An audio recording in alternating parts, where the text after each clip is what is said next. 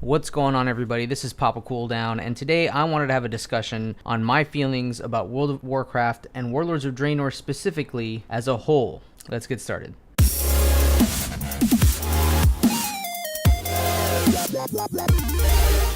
So you can kind of think of this as a review of all the content that's been released in Warlords of Draenor, sort of like a post-mortem expansion overall review, because I know a lot of outlets always review an MMO when it launches. Rightfully so. What a better time to review a game than when most people are considering buying it when it first comes out. So it makes sense that a lot of outlets were reviewing it this way, but really it's kind of unfair to review an MMO that way because you don't get the overall long-term idea and general impressions from an MMO until all the content has been released for an expansion or maybe just a launch game if we're talking about a game that just came out. So let's look at it after everything has come out and sort of have a discussion on whether this was an overall good thing for World of Warcraft or a bad thing.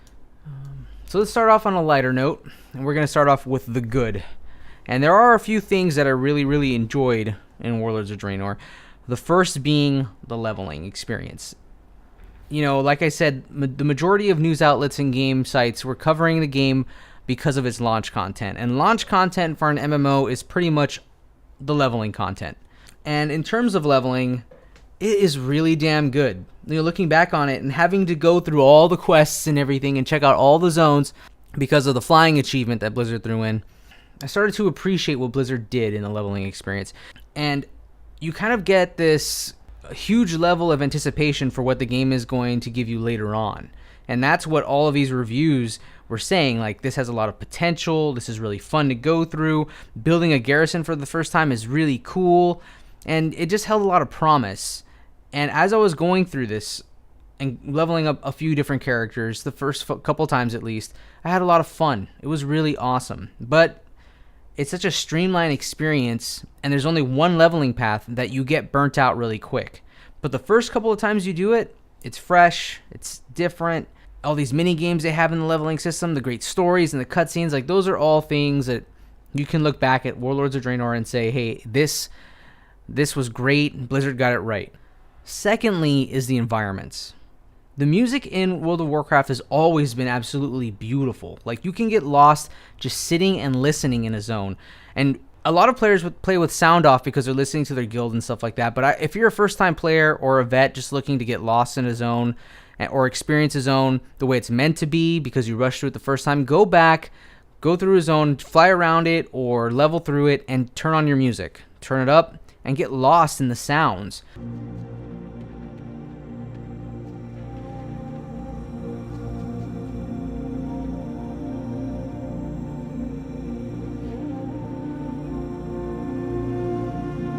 There's a few times where I flew around, I heard certain music kick in, and I just sat in that area and took in the sights. And I felt like I was out sightseeing. And then if you look at the art in the game, despite how old this game is, it's still looking pretty damn good. It's amazing what they're able to pull off with a game that's essentially 10 years old now. And it keeps improving and keeps improving. And just based strictly on the visuals, I'm really excited for what Legion holds because they're improving things even more. And then we're going to have all new types of architecture and stuff like that. And so the art team in this game has always been amazing, and they always up the ante, and Warlords of Draenor totally does that. But unfortunately, besides leveling and environments, that's pretty much all I have for the good. So let's jump into the bad for a second here. So first, unfriendliness to alts. Back in Mists of Pandaria, we were really discouraged from playing alts because of the legendary cloak. It took forever to earn. You didn't want to do it. There was a bunch of annoying steps you had to go through that sometimes didn't even involve PvE or raiding or anything like that to earn this thing, and it was a requirement in raiding guilds. And if you raided at all in any serious capacity, you needed it, and it took months to earn. And the exact same thing still exists in Warlords of Draenor, except they added on another layer of difficulty, another barrier to keep you from playing other characters, which was followers. And your garrison. Building a garrison takes a lot of money, takes a lot of garrison resources, which ultimately is time. And then on top of that, there's followers you have to earn on multiple characters. Earning followers wasn't fun, it was boring. Straight up boring. And to have to do them on several characters, it was just torture. I mean, you're like, why do I want to do this again? I'm doing the exact same thing again 7, 8, 9 times for people who had that many alts. So when you combine that in conjunction with the legendary ring in Warlords of Draenor, you're like, forget it. I'm not going to play another character. I'm just going to play my main until I get bored. And that's what a lot of people did. I know a lot of people had no time at all for any serious investment in alts this go around. And what's really scary is it seems like this trend is going to continue, and I don't understand why, because if people can play alt, the game seems to be more entertaining longer because you can do different things in the game. If I'm on my warrior and I don't feel like tanking or DPSing, and go on a priest and heal, and the game can be completely different and new even if the content is the same. But if you lock us into one character like this, we get bored faster. And if you put too many barriers to playing other characters, we're just going to quit. So I don't know if this is boosting how their sales in regards to character boost or something, but there has to be a reason they're doing this. They know that people are playing less alts, and artifact weapons are, pretty much primed to cause the same exact problem. You're going to develop your artifact weapon in Legion on one character, you're going to fall too far behind on alts, and then you're not going to play those characters. So hopefully Blizzard fixes that and realizes we need alts in this game. Secondly, so after unfriendliness to alts is Garrisons. Just Garrisons as a whole. Because it made the game a giant hub. Just one hub that you just sit there, you do nothing, you interact with no one, you don't even see other people, so you lose a sense of community. I've talked about it before in a previous video. Garrisons made this game the loneliest I've ever been in World of Warcraft. I just see these lifeless, computer-controlled characters wandering around without another player, someone to actually talk to and see and communicate with to and joke and dance with and wave to and check out gear and whisper. Like, there is no discovery of other people at all. And that's really important. Sense of community is really important in an MMORPG. On top of that, tying into the last thing, followers. They were tedious to earn. So not only were they unfriendly to alts, but just getting them the first time sucked because they have hardly any of them have story. A lot of them can just be recruited by like your barracks. So there's no point in them other than to earn them. And eventually, they ended up being for nothing. They ended up just being a way to earn tons of gold. They didn't fulfill the fantasy at all of commanding an army because you only got like 24 of them. And then once you got 25. And once you got all 25 of them, you just sent them out on missions and they played the game for you. What happens? What does Blizzard do with it? They end up replacing that system with something even worse with the naval shipyard. And it's like, what are these for? These do nothing. I just send these out every day and they do missions and they bring me back random crap. And ultimately, any player who's still playing the game knows, hey, they're a gold mine. You can make so much gold out of this, but that's it. And that's terrible. And in my opinion, this is the worst actual feature ever included in World of Warcraft. Ever. Because it ruins so many different aspects of the game. So after Garrisons, content patches that sucked. And Blizzard, it felt like Blizzard was saying, hey, we know you have nothing to do. We're going to give you something to do. Whether or not it's good or not, it's just something for you to do while we fiddle around with the next expansion. So have fun. Here's the year of no more content. Go do some daily quests. It felt like such an afterthought. Tannin Jungle was supposed to be so much more than what it was. In our minds, it was going to be so cool. A whole zone that's locked out. That's awesome. But it ended up falling flat. There's no promises were fulfilled with this expansion. And Tannin Jungle and the content patches, are just perfect examples of that. Which leads me into my next point, unfulfilled potential. The story didn't pay off at all. Grommash ends up being a cliche good guy with a redemption story after being this big bad guy the whole time. And because Blizzard was bleeding subs, they're like, hey, we have to stop working on this game right now and start working on the next one because this one isn't working. We're losing a lot of players here. And so we got to stop and make this the last content patch for this expansion and start working on the next game because we can't afford to keep putting resources here. And it sucked because Grommash we were supposed to kill him. We were supposed to take him out. But you can totally tell, hey, this is the last content patch. Let's just make him do a 180 so we can deal with his character. And now he's a good guy. Abruptly, for no reason, and it just feels phoned in because it's so sudden of an ending. And then you look at the story overall, and it has no consequences for the grander scheme of the game because it's all in an alternate dimension, back in time, so none of our actions have any consequences that lasts. You know, Pandaria changed forever because of Garrosh and that raid coming out. Cataclysm literally wrecked the whole world, and the Lich King took over an entire continent that we had to stop him.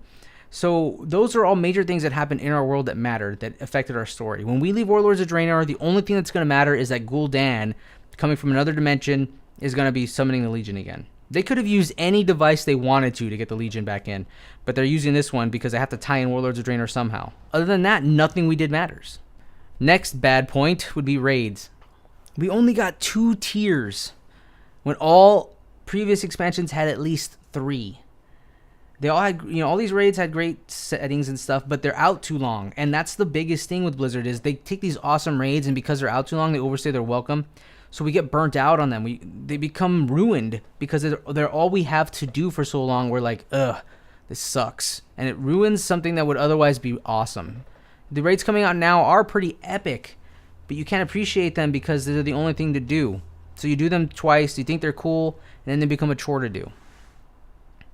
That's it. I mean, that for raids, that's it, because what else can you say? We hardly had any of this expansion, which kind of leads to my final point. The worst thing about Warlords of Draenor is value. I wasn't excited to play the content of Warlords of Draenor after it came out because I kind of saw the trajectory it was going in. I was excited to play because of my friends. So I still got the same amount of playtime, but when you think about what we got from Blizzard, it was less. So playtime is, let's put that aside for a second. Let's look at the amount of raid tiers. We got less of it. We got less content that mattered, that had any sort of consequence. And then they ended up charging more money for those things. We got less content, but we're charged more money.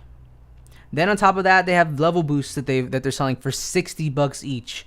First to 90, now to 100. Then they have the WoW token, which essentially gives someone else the incentive to pay $20 for you to play. So yeah, okay, I'm not spending my $15 a month, but someone else just spent $20 a month for me to play. And what does this all symbolize? It kind of all symbolizes that Blizzard is taking its loyal player base and milking it for all that it's worth. It knows that it has this couple of million players that are really loyal and who will keep playing despite the lack of content, because most of them are not playing because of the content. They're playing in spite of it. But all Blizzard has to do is give us enough to give us that incentive, just enough incentive to keep playing, but not so much content that they have to put too much money into development. And it's really frustrating because you know what World of Warcraft can be if they put the care back into the game. But right now, the Warlords of Draenor was an expansion that showed us, hey, we know you're going to play this game. We know we can pretty much do what we want and milk those players that are left. And because of that, it was kind of the expansion where Blizzard showed that WoW is not the priority. It's not the big Blizzard game anymore. Hearthstone and Heroes of the Storm and Overwatch, those are what matter now. And what's funny is they know that because they've been treating the player base the way it is, because of the content that they put out for Warlords of Draenor, they knew, hey, we lost a bunch of subscribers. We have to stop the bleeding now. We need to hit the emergency button and bring out Illidan, the Legion, artifact weapons, and make these huge promises like we do every expansion. But so let's hope that all this said, let's hope that Legion fixes all this.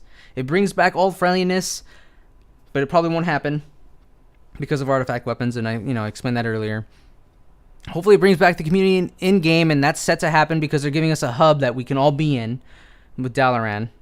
It gives us meaningful lore and stories that have an effect on this really cool, overarching, legendary tale that we're going through that is the Warcraft universe. Hopefully what we do matters this time around. And if you're going to charge us more, Blizzard, for an expansion, use that money for some meaningful content instead of ripping us off and giving us daily quests in this zone that means nothing. It looks pretty, but has no substance. If anything, this is the expansion that really cemented my lack of trust in Blizzard.